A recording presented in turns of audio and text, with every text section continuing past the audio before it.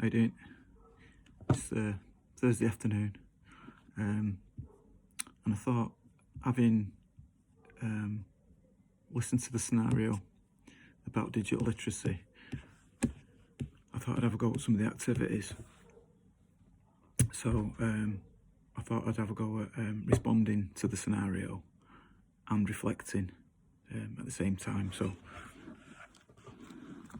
I kind of used the fish model to structure my thoughts about how I might respond and reflect on that scenario. So first of all, in terms of focusing, I thought in some ways I agreed with the person in the scenario, but on the other hand, I think he seems overly negative and quite cynical. So I'm in two minds about my own digital profile. For example, I have a work Twitter account,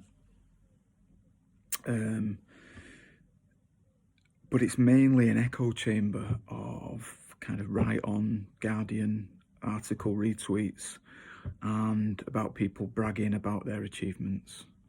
I'm kind of exaggerating to some extent, I guess. And so I fall in and out of love with Twitter, and I usually have it switched off because I don't want to get into arguments on Twitter. I feel quite drawn into arguments.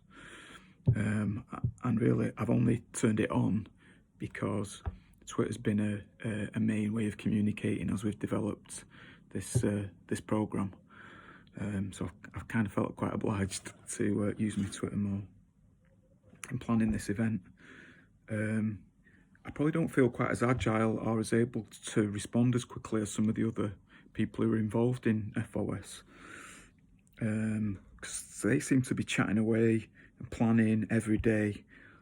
But because of my, I'm not saying I've got more of an academic workload, but certainly the way that I approach it, I feel like I can only allocate one day a week to consider these issues for this program. So I'm only really checking in once per week, and it actually feels like an addition on top of my workload rather than a part of it.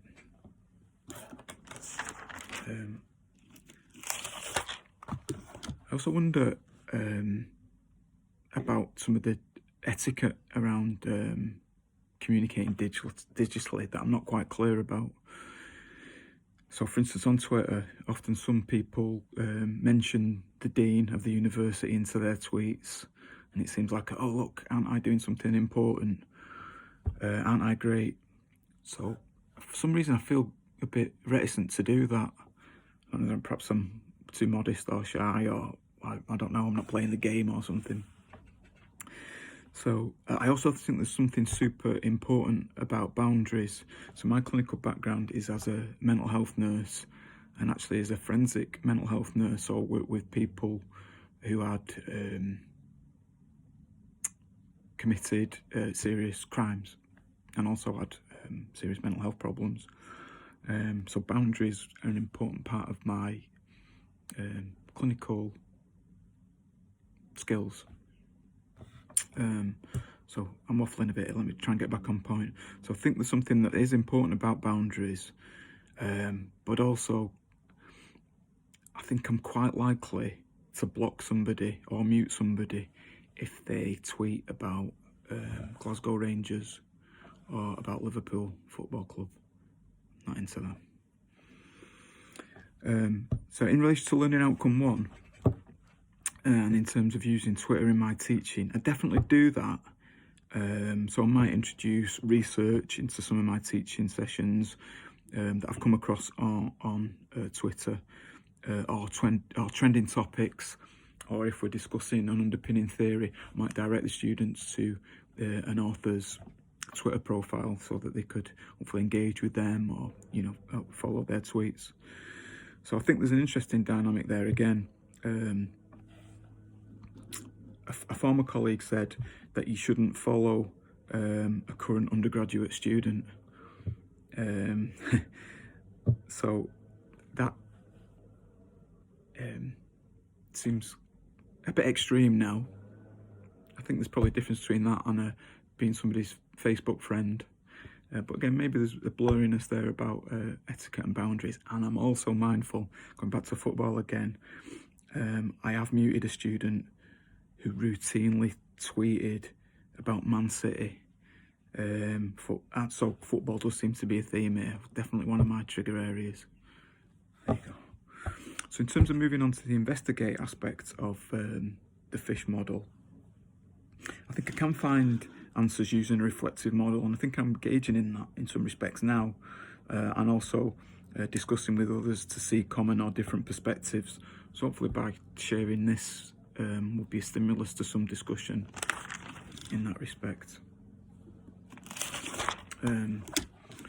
So I think my perspective will continue to go between being pro and anti-Twitter, and perhaps other digital aspects, but I'm definitely using it more in my teaching, and I'm gauging students and colleagues' perspectives using Twitter. I haven't knowingly used underpinning theory to inform my use of digital literacies. So there's an opportunity for me to do that, to find more about what the underpinning theories are around digital literacies.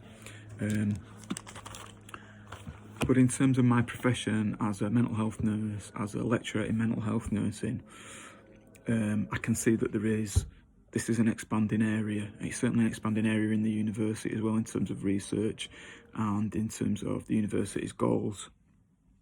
I don't know, in some aspects I feel like I'm a bit of a dinosaur, and I'm worried that the essence of, well, I'm not worried, I feel that the essence of mental health nursing is about listening, about those humanistic skills, centred in kind of Rogerian principles, and I'm worried that that could be lost amongst the digital agenda.